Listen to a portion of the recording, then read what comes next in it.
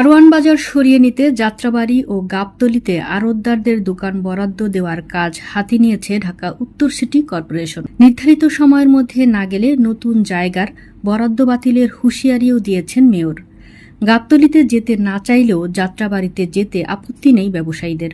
সব ঠিক থাকলে চলতি মাসেই কাঁচাবাজার খালির কাজ শুরু হচ্ছে।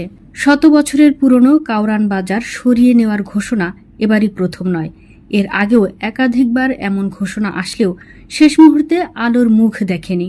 তবে এবার ২৮ মার্চ কারওয়ান বাজারে অবস্থিত ঢাকা উত্তর সিটি কর্পোরেশনের আঞ্চলিক কার্যালয় সরানোর মাধ্যমে এই প্রক্রিয়া শুরু হয়েছে।